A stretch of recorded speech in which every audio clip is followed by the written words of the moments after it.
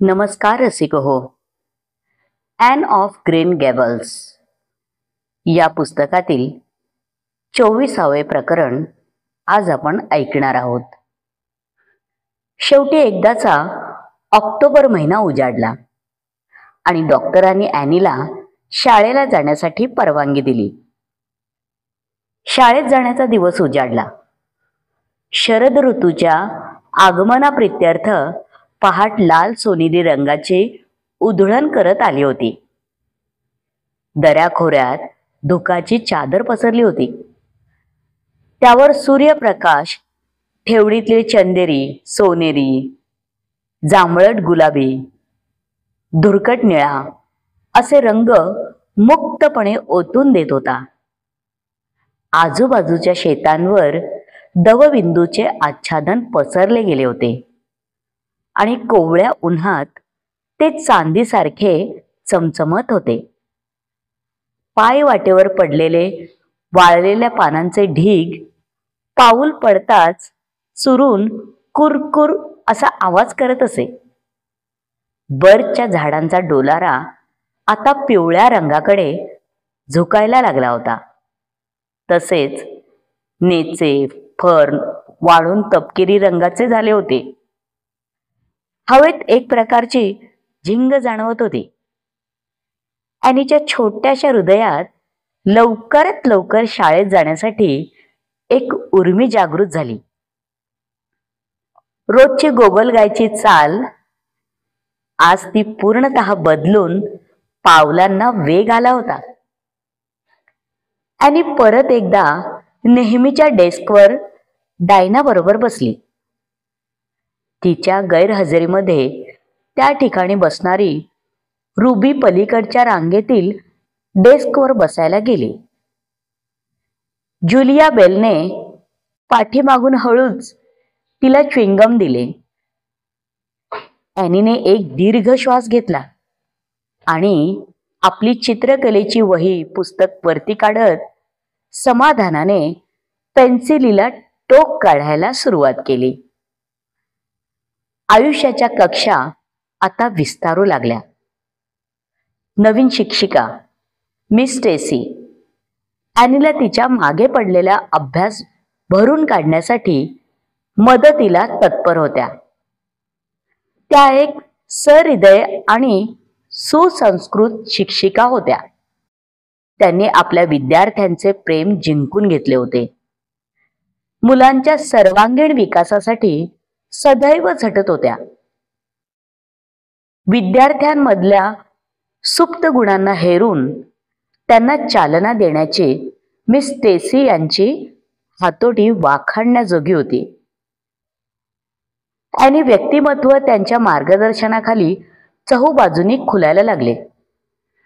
प्रतिभा बहरायला लागली. या गोष्टींचे मॅथ्यूना कौतुक वाटत होतं. हळूहळू सुरुवातीला टीका करणाऱ्या मारिलाचे मत बदलून ती त्यांची प्रशंसा करू लागली. मारिला, मला मिस स्टेसी फार आवडतात. त्यांचे व्यक्तिमत्व प्रतिष्ठित आणि खानदानी आहे. त्यांचा आवाज अतिशय गोड आहे. मला हाक मारताना शेवटच्या ईचा उच्चार करतात ते ऐकायला छान वाटते. आमच्याकडून प्रसिद्ध नाटकातील उतारे पाठ करून घेतात. मला मेरी स्कॉटची राणी याचा उतारा म्हणताना तुम्ही ऐकायला हवा होता.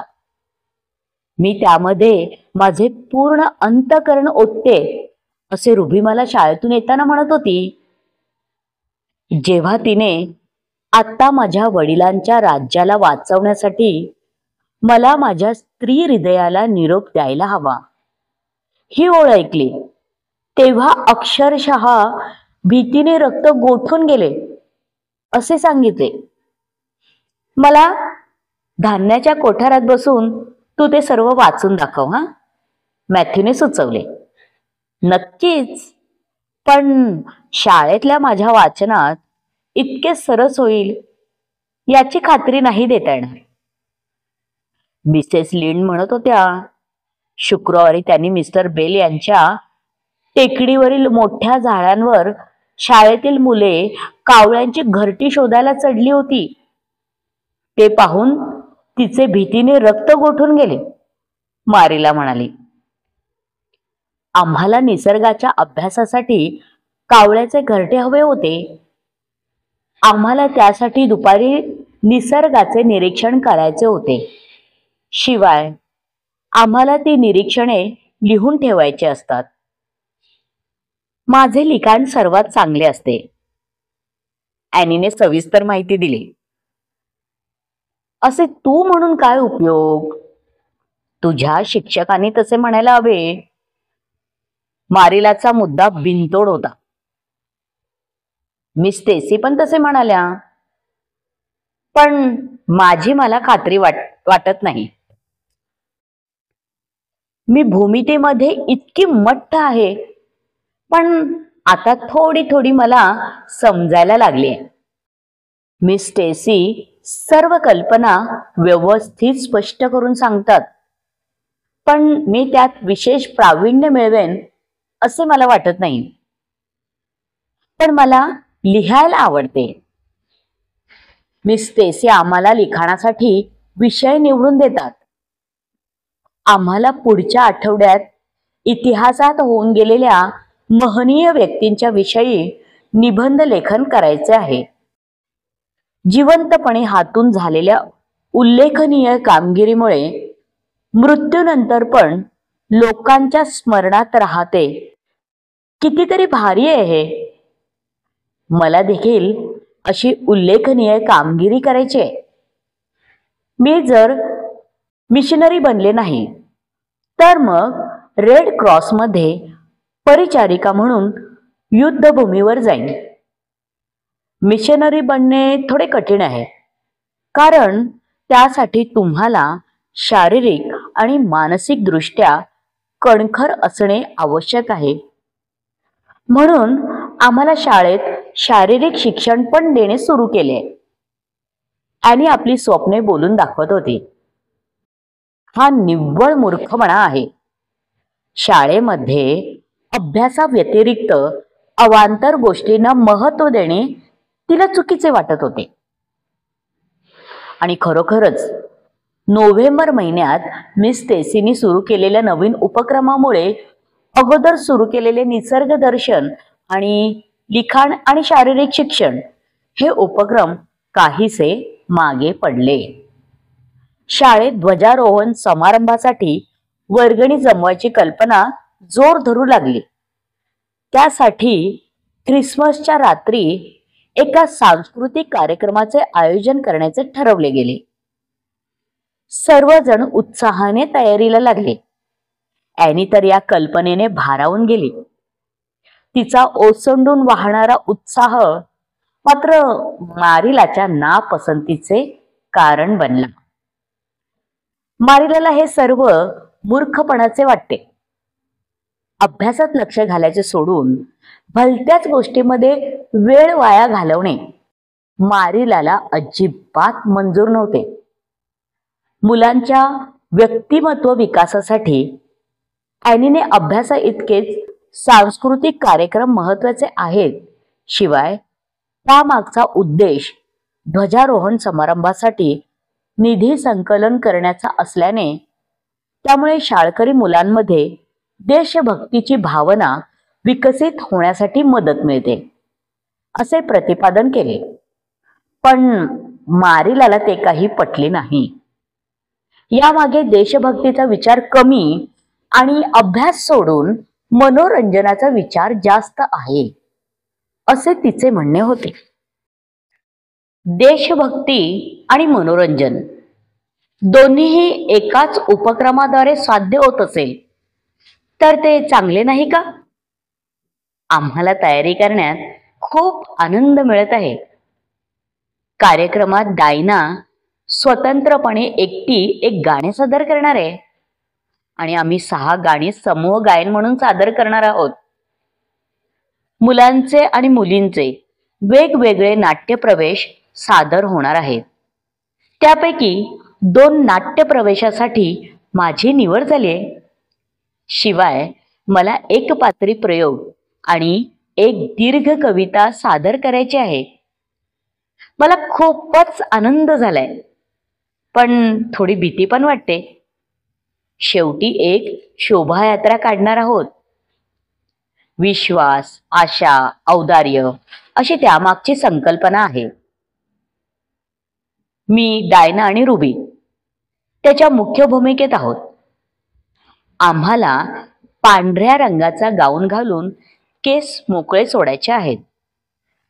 जेन अँड्र्यूज परीराणी होणार आहे आणि मला तिची दासी बनायचे आहे. मला केसात पांढऱ्या गुलाबाची माळ घालायची आहे. पायात बूट चालणार नाही, म्हणून रुबी मला तिची नवीन चप्पल घालायला देणार आहे.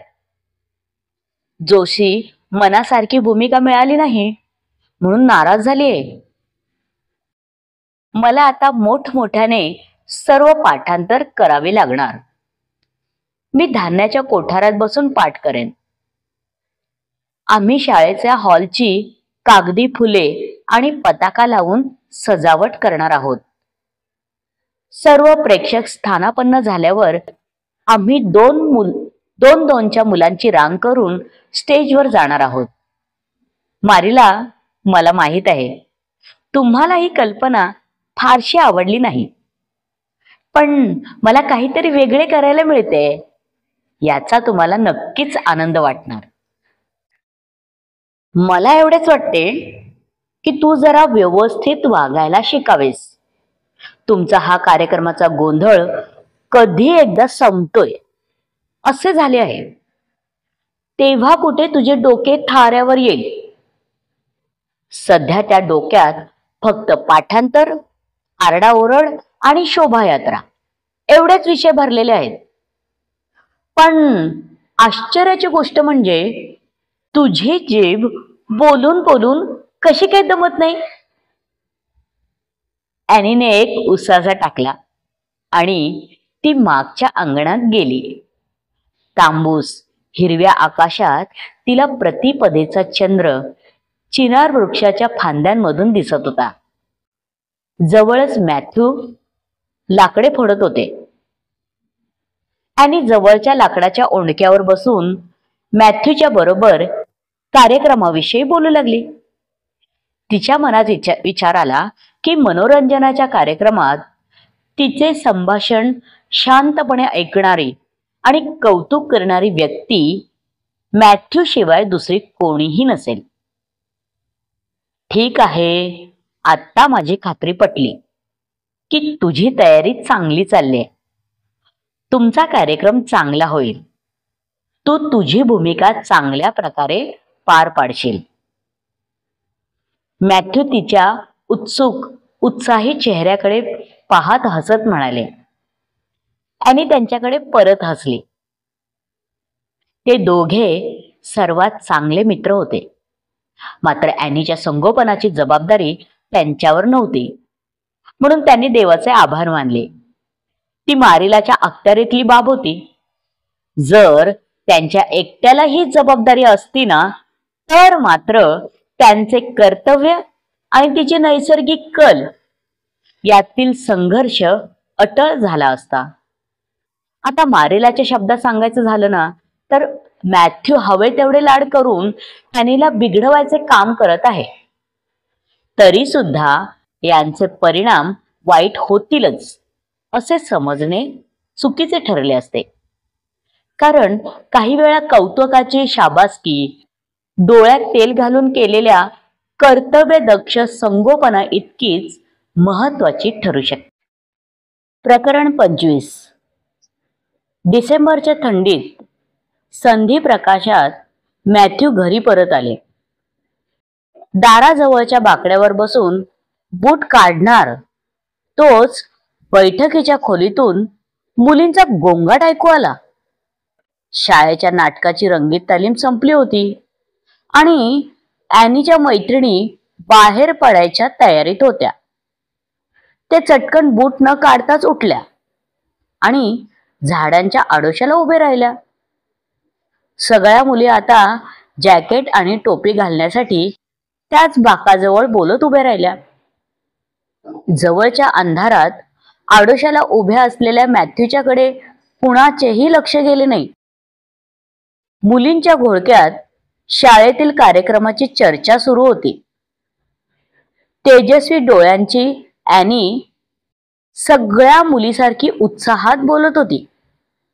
अचानक मॅथ्यूना इतर मुलींपेक्षा ॲनीमध्ये काहीतरी वेगळे असल्याची जाणीव झाली. पण ते नेमके काय असावे हे त्यांच्या ध्यानात येत नव्हते. याबाबत कुणाला विचारणे पण शक्य नव्हते. मारिलाला विचारले तर नक्कीच तिने एक ठळक फरक स्पष्ट केला असता, आणि तो म्हणजे ॲनीची जीभ इतर मुलींपेक्षा अखंड चुरू चुरू चालत असते. शेवटी त्यांनी पाईप काढून तंबाखू ओढायला सुरुवात केली. मारिलाला ही गोष्ट अजिबात आवडली नसते. तासा 2 तासानंतर मॅथ्यूनं त्यांच्या प्रश्नांचे उत्तर सापडले. ॲनीचे कपडे हे इतर मुलींपेक्षा वेगळे होते. मारिलाने अगदी गडद रंगाच्या टिकाऊ कापडापासून एकाच नमुन्याचे कपडे स्वतः शिवले होते. मुलींच्या कपड्यातील वेगवेगळ्या डिझाईनची फॅशनची बिचाऱ्या मॅथ्यूना काहीही कल्पना नव्हती. पण ॲनीच्या ड्रेसच्या बाह्या इतर मुलींपेक्षा अगदीच जुन्या पद्धतीच्या आहेत हे त्यांना उमगले. त्या संध्याकाळी त्यांनी पाहिलेल्या लहान मुलींनी लाल, निळ्या, गुलाबी, पांढऱ्या रंगाचे फ्रॉक्स घातले होते. त्यांना आश्चर्य वाटले. मारिला कधीच या रंगांच्या वाट्याला जात नाही. कदाचित मारिलाची निवड बरोबरही असेल, कारण ॲनीची देखभाल ही मारिलाची जबाबदारी होती आणि ती व्यवस्थित पार पाडत होती. पण डायना बॅरी ज्या प्रकारचे कपडे नेहमी घालते तसा एखादा ड्रेस ॲनीने घातला तर फार काही नुकसान होणार नाही. मॅथ्यूने ॲनीसाठी एक छानसा ड्रेस ख्रिसमससाठी भेट म्हणून देण्याचे ठरवले आणि समाधानाचा सुस्कारा सोडला. पाईप बाजूला ठेवून मग ते झोपायला गेले. तोवर रात्र संपत आली होती. मारिलाचा दिवस सुरू देखील झाला. दुसऱ्या दिवशी संध्याकाळी मॅथ्यू कारमोडी येथे ड्रेस खरेदीसाठी गेले. कारमोडीमधील दुकानात एकाच ठिकाणी सर्व प्रकारच्या वस्तू मिळत. किराणा, शेती अवजारे, ताग्यातील कापड ते रेडीमेड कपड्यांपर्यंत. शेतीच्या संबंधित खरेदी व्यतिरिक्त त्यांचा इतर खरेदीची फारसा संबंध येत नसे. मारिलाच अशा गोष्टींमध्ये लक्ष देत असे. मात्र लहान मुलीच्या ड्रेससाठी त्यांना पूर्णपणे दुकानदाराच्या मेहरबानीवर अवलंबून राहावे लागणार होते. म्हणून त्यांनी नेहमीच्या विल्यम ब्लेअरच्या दुकानात जायचे टाळले. कारण दुकानात बऱ्याच वेळा ब्लेअरच्या 2 मुली ग्राहकांशी चौकशी करत. स्वतः मॅथ्यूना नक्की काय खरेदी करायचे माहीत असते तर ते त्यांच्याकडे गेले असते. पण त्यांना त्या मुलींशी नीट बोलणेही जमणार नाही असे वाटून त्यांनी सॅम्युअल लॉसनच्या दुकानात जाण्याचा निर्णय घेतला. दुकानात पुरुष असला तर त्याच्याबरोबर त्यांना व्यवस्थित बोलून खरेदी करता येईल असे वाटले. पण मॅथ्यूना सॅम्युअलने दुकानात आपल्या पत्नीच्या भाचीची हिशोब लिखाण्यासाठी नेमणूक केली होती. ती एक हरहुन्नरी मुलगी होती. आपले काम सांभाळून ती ग्राहकांना मदत करत असे. नेमकी तिने मॅथ्यूना काय मदत करू अशी विचारपूस केली. त्यामुळे ते अधिकच गोंधळात पडले. त्यांनी ड्रेस ऐवजी बागेत काम करण्याच्या अवजारांची चौकशी केली आणि तिने तत्परतेने दाखवल्याने एक खरेदी पण केले. त्यानंतर त्यांनी भाजीपाल्याच्या बियाणांची चौकशी केली. ते मात्र त्यांच्याकडे उपलब्ध नव्हते. शेवटी साखरेची चौकशी केली आणि कोणत्या प्रकारची साखर किती लागते याचा अंदाज नसल्याने ब्राऊन शुगर चांगली 10 किलो खरेदी केली. पण मुख्य ॲनीच्या ड्रेसची साधी चौकशी त्या मुलीकडे करणे त्यांच्याकडून काही झाले नाही. खरेदी केल्यावर पैसे द्यायचे पण ते विसरून गेले. मिसेस लॉसनच्या भाचीने आठवण करून दिल्यावर ते ओशाळले आणि पैसे देऊन लगेच बाहेर पडले.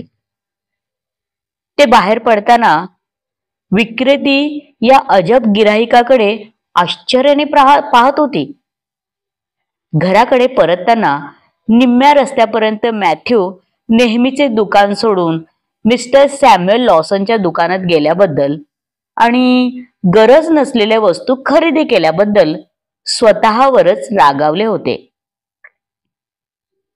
बागेसाठी घेतलेले अवजार सामानाच्या खोलीत लपून ठेवले आणि ब्राऊन शुगर मारिलाच्याकडे सुपूर्द केली. ते पाहून ती अचंबित झाली आणि एवढी साखर आणण्यामागचे कारण विचारले.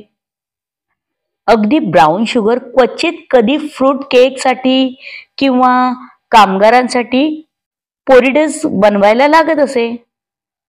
एवढी 10 किलो काय करायचे असा प्रश्न मारेलाने विचारला.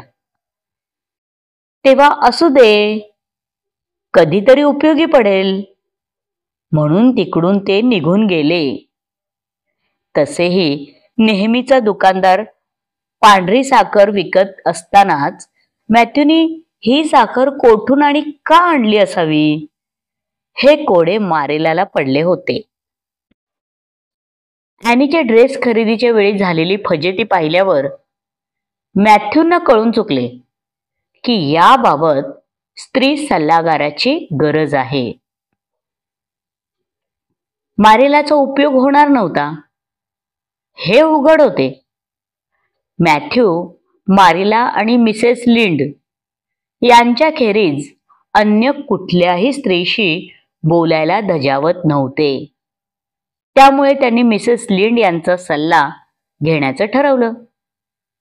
नेहमीच्या परोपकारी वृत्तीने मिसेस लिंड नुसत्या सल्ला देण्यावर थांबल्या नाहीत, तर त्यांनी पूर्ण ड्रेस शिवून देण्याची जबाबदारी स्वीकारली. मॅथ्यूने फक्त एक सूचना केली, ती म्हणजे आजकाल फॅशन असलेल्या फुग्याच्या बाह्या असलेला ड्रेस असावा. मिसेस लिंडना पण ती सूचना मनापासून आवडली. मारिलाने ॲनीसाठी शिवलेले जुन्या पद्धतीचे ड्रेस त्यांना फारसे पसंत पडत नसत, पण तसे मारिलाला सांगून फारसा फरक पडला नसता, म्हणून त्यांनी काही बोलल्याच नाही. मिसेस लिंड यांच्या मते मारिला जुन्या वळणाची स्त्री होती. शिवाय तिला लहान मुलांच्या संगोपनाचा अनुभव नव्हता. स्वभावतः प्रत्येक मूल हे वेगळे असते. सर्व मुलांना घडवताना एकाच साच्यात बसवता येत नाही आणि तसे कुठला गणितीय सूत्रही नाही.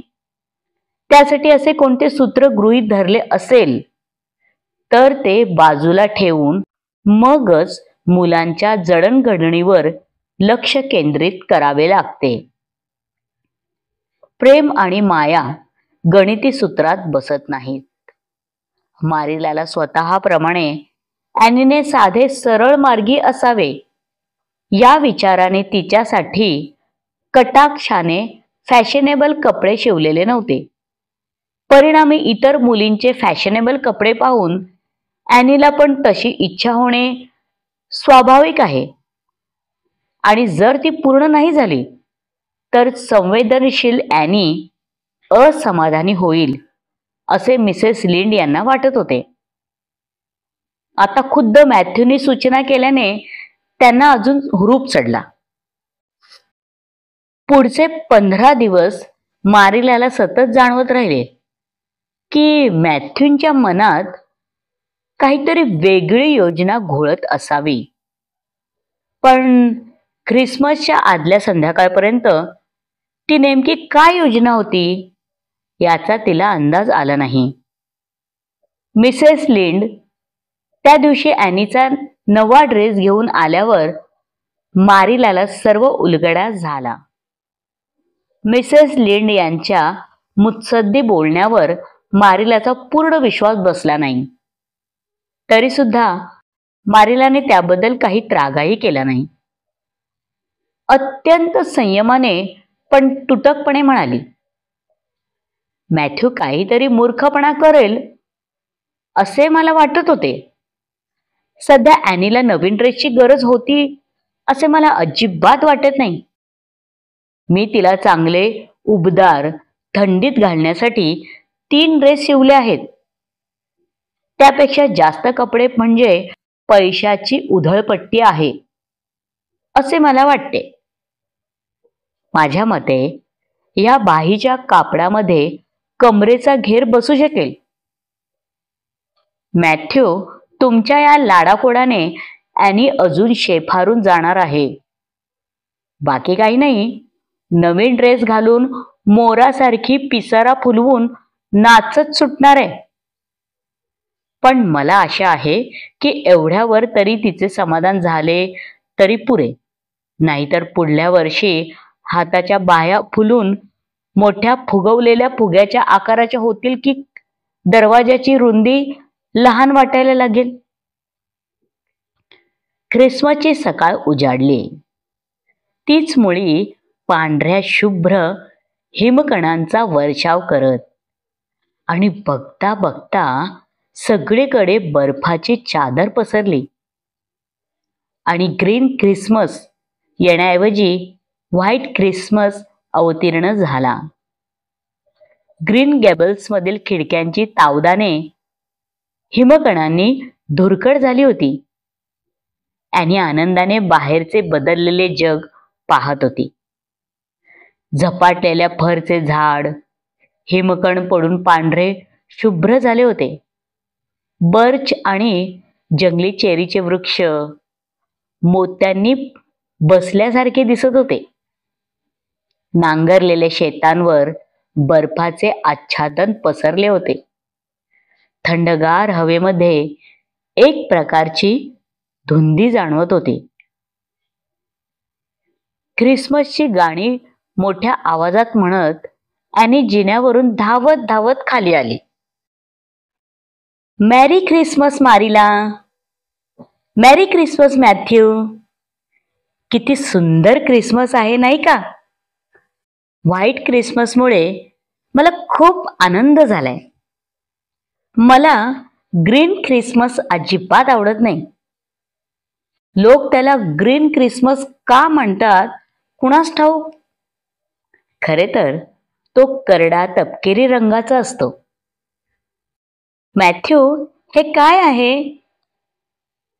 माझी ख्रिसमस भेट. ॲनीने आतुरतेने मॅथ्यूच्या हातातील सोनेरी कागदात गुंडाळलेला एक मोठा बॉक्स पाहून विचारले. मॅथ्यूने थोड्या कानकोंडेपणाने बॉक्स उघडला आणि आतील ड्रेस मारिलाला दाखवताना त्यांच्या डोळ्यात क्षमायाचना होती. मारिला तिकडे जाणून बुजून दुर्लक्ष करत कपात चहा ओतत होती. पण तिला सुद्धा ड्रेस आवडल्यासारखे वाटत होते. ॲनीने ड्रेस घेतला आणि त्याच्याकडे अनिमिष दृष्टीने पाहत राहिली. किती सुंदर होता तो. चमकदार तपकिरी रंगाच्या तलम रेशमी स्कर्टला नाजूक फ्रिल कल्पकतेने लावली होती. कमरेला अत्यंत बारीक चुण्या घातल्या होत्या. गळ्याला सुंदर नाजूक लेस लावली होती. सर्वात दिमागदार गोष्ट ती म्हणजे ड्रेसच्या बाह्या फुग्याच्या बाह्या एकाखाली एक कोपऱ्याच्या खालीपर्यंत येणाऱ्या होत्या. 2 फुग्याच्या मध्ये स्मोकिंगची पट्टी आणि रेशमी रिबिनी जोडलेल्या होत्या. ॲनी, ही तुझी ख्रिसमसची भेट, मॅथ्यू अडखळत म्हणाले. तुला आवडली की नाही? ॲनीचे डोळे अश्रूंनी डबडबले. खूप आवडली. ॲनीने ड्रेस खुर्चीवर ठेवला आणि त्याला दोन्ही हातांनी उराशी कवटाळून धरले. मॅथ्यू, हा ड्रेस अप्रतिम आहे. मला तुमचे आभार कसे मानावेत यासाठी शब्द सुचत नाही. आणि या फुग्याच्या बाह्या पाहून तर मला हे एक आनंदी स्वप्न असावे असे वाटते. ठीक आहे, ठीक आहे. आता ब्रेकफास्ट करायला या. आणि ॲनी, मला तुला एक गोष्ट सांगायलाच हवी. ती म्हणजे तुला आत्ताच ड्रेसची गरज आहे असे मला वाटत नाही.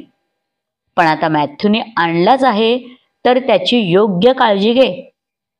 आणि मिसेस लिंड यांनी ड्रेसला मॅचिंग रिबन पण आणली आहे. ती त्याच्याबरोबर ठेव आणि ब्रेकफास्ट करायला ये, मारीला म्हणाली. अशा वेळी मी ब्रेकफास्ट कशी काय करू शकेन? इतकी सुंदर क्रिसमस भेट पाहूनच माझे पोट भरले. ॲनीच्या शब्दातून आनंद ओसंडून वाहत होता. फुग्याच्या बाह्यांचा ड्रेस मला कधी घालायला मिळेल असे वाटत नव्हते. एवढे समाधान मला कधीच मिळाले नाही. मिसेस लिंड यांनी माझ्यासाठी रिबन पण दिले. हा त्यांचा चांगुलपणा मला आवडला. मला एक आदर्श मुलगी बनायला आवडेल तसे होण्याचा मी संकल्प मनाशी करते. पण अनपेक्षितपणे प्रलोभने समोर येतात आणि मी संकल्प विसरून जाते. तरीही यानंतर मी खरोखरच जास्तीत जास्त प्रयत्न करीन. ॲनीचा ब्रेकफास्ट झाला आणि लाकडाच्या ओंडक्याच्या पुलावरून ती डायनाला भेटायला निघाली. मेरी ख्रिसमस डायना. हा ख्रिसमस अतिशय सुंदर आहे. मला मिळालेली सर्वात सुंदर भेट तुला दाखवायची आहे. मला मॅथ्यूनी फुग्याच्या बाह्यांचा सुंदर ड्रेस भेट म्हणून दिलाय. इतक्या चांगल्या भेटीची मी कल्पना पण कधीही केली नव्हती. माझ्याकडे तुझ्यासाठी अजून एक आश्चर्यचकित करणारी गोष्ट आहे. काल जोसेफिन आंटीने ख्रिसमस भेट म्हणून एक बॉक्स पाठवलाय आणि तुझ्यासाठी पण भेट पाठवली आहे. काल संध्याकाळी मी तुला देण्यासाठी येणार होते, पण अंधार पडला म्हणून राहिलं, डायना म्हणाली. ॲनीने तिला दिलेला बॉक्स उघडला. तिच्या नावाचे भेट कार्ड होते आणि सोबत छान मणी लावलेले तिच्या मापाचे चप्पल, सॅटिनचा बो आणि चकचकीत बँगल्स होत्या. डायना, ही खूप मोठी भेट आहे. मला स्वप्नात असल्यासारखे वाटते. अगं, मला तर ही दैवी देणगी आहे असे वाटते. कारण आपल्याला आता रुबीची चप्पल उधार घ्यायला लागणार नाही. तशी ती आपल्यापेक्षा मोठी आहे. नाटकात परीने पाय ओढत चालणे बरे दिसले नसते, डायना म्हणाली.